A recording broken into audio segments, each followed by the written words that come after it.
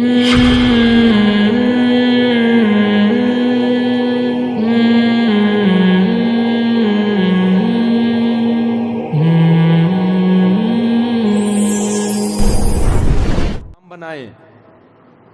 دیکھو اب بڑا مسئلہ یہ ہے کہ آج کل مردوں کو تو دین کی بات ادھر ادھر سے سننے کا موقع مل جاتا ہے، خواتین کو دین کی بات بالکل بھی سننے کو نہیں ملتی. تو اپنی خواتین کو کبھی کبھار تبلیغ میں لے کر نکلا کریں. نہیں آ رہی میرے خیال ہے بات. مستورات کی جو جماعت ہے نا، اس میں مشاہدہ ہے 3 دن جب خواتین گزارتی ہیں نا اس میں، تو ایسا زبردست پردہ کرنا سیکھتی ہیں اور ایسے معمولات سیکھتی ہیں کہ وہ آپ 10 سال بھی ان کو تبلیغ کرتے رہو ان کی سمجھ میں وہ نہیں آئے. ہمارے ایک دوست تھے، انہوں نے اپنا واقعہ سنایا. کہہ رہے ہیں وہ آرمی میں، نیوی میں بہت بڑے افسر ہیں، لیفٹیننٹ کمانڈر، ریٹائر ہوئے ہیں ابھی. کہہ رہے ہیں تبلیغ والے میرے گھر آتے تھے، جماعت میں نکلو جماعت میں نکلو. میں سستی کرتا تھا. کہہ رہے ہیں پھر اللہ نے مجھے توفیق دی، میں نکلا، اپنی زوجہ کے ساتھ گیا، بیرون ملک سفر کیا اپنی بیوی کے ساتھ.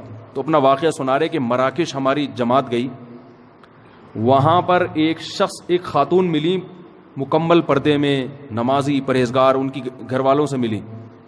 تو اس خاتون کے شوہر نے، کہتے ہیں، مجھے بتایا کہ میری بیوی اتنی ماڈرن تھی کہ میں نے اس کو کہا کہ حج کرنے چلو، اپنے خرچے پہ تمہیں حج پہ لے کے جا رہا ہوں.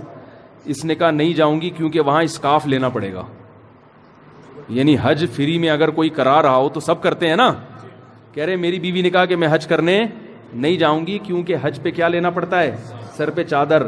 سر پہ چادر سے اتنی نفرت تھی کہ وہ اس وجہ سے حج کا اس نے انکار کیا. یہاں سے جب جماعت گئی ہے تو چند دن وہ خاتون جو ہے نا اس جماعت کی خواتین کے ساتھ بیٹھی.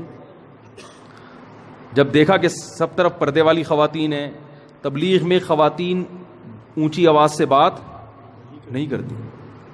میں یہ نہیں کہہ رہا گھر میں خاتون کو اونچی آواز سے بولنے نہ دیں، وہ تو سب گھروں میں کبھی اونچی آواز کبھی نیچی آواز، وہ سب چلتا ہے. کہ آپ جا کے پورا وہ افغانستان بنا دیں اس کو، ٹھیک ہے نا، وہ افغان طالبان کا جو دور تھا نا وہ بنا دیں، وہ تو سب گھروں میں ہوتا ہے.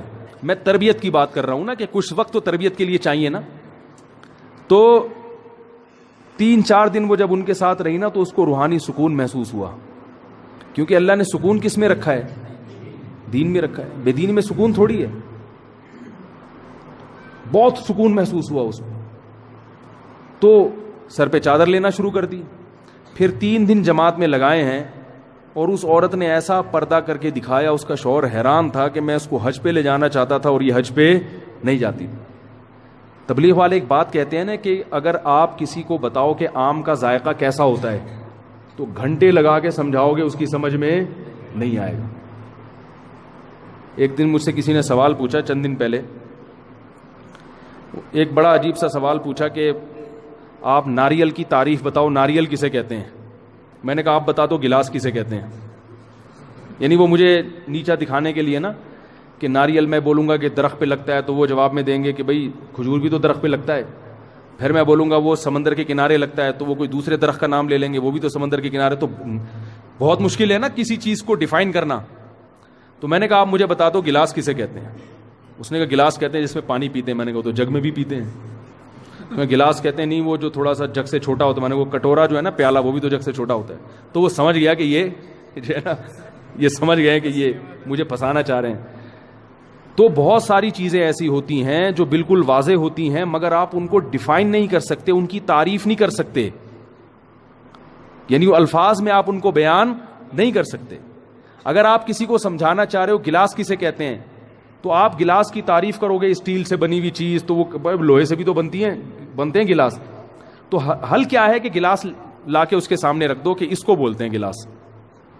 جیسے ایک وہ میں واقعہ سناتا ہوں، ایک شاعر گزرا ہے فرزدق یا جاہز معتزلی کچھ وہ تھا، دونوں میں نام میں مجھے ابھی یاد نہیں ہے. وہ بہت ہی بدصورت تھا، بہت ہی بدصورت. ایک دن وہ بازار میں ٹہل رہا تھا تو ایک بڑی خوبصورت عورت آئی اور اس کا ہاتھ پکڑ کے اس سے کہا میرے ساتھ چلو. یہ بڑا خوش ہو گیا کہ مجھے تو دنیا میں کوئی کبھی پوچھتا ہی نہیں ہے، میری شکل اتنی خراب ہے، آج اتنی خوبصورت عورت مجھے لے کے جا رہی ہے. یہ چل پڑا اس کے ساتھ. تو ایک تصویر کی دکان پہ گئی اور دکان والے سے بولا ایسا, یہ کہہ کے واپس آ گئی.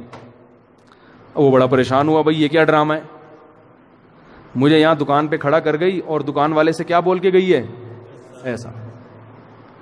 تو اس جاہز معتزلی نے دکان والے سے پوچھا, بھائی یہ کیا ماجرا ہے؟ تو اس دکان والے نے کہا, یہ عورت میرے پاس آئی تھی اور مجھے کہنے لگی شیطان کی تصویر بنا دو. ہے بھائی, کیا بنا دو؟ شیطان کی تصویر بنا دو. تو میں نے کہا کہ بھئی شیطان کیسا ہوتا ہے؟ تو یہ کافی دیر سمجھا رہی تھی, ایسا ہوتا ہے, یوں آنکھیں ہوتی ہیں, ناک ٹیڑھی ہوتی ہے, یہ ہوتا ہے. تو میری سمجھ میں نہیں آ رہا تھا, تو اس نے تمہیں لا کے کھڑا کر دیا کہ کیسا ہوتا ہے, ایسی بنا دو. تو بہت ساری چیزوں کو لفظوں میں بیان نہیں کیا جا سکتا, وہ جب تک دیکھے نہیں انسان اس کی سمجھ میں نہیں آئیں. تو اپنے گھروں کی خواتین کو کبھی کبھار تبلیغ میں لے جایا کرو. اس کا فائدہ کیا ہوگا؟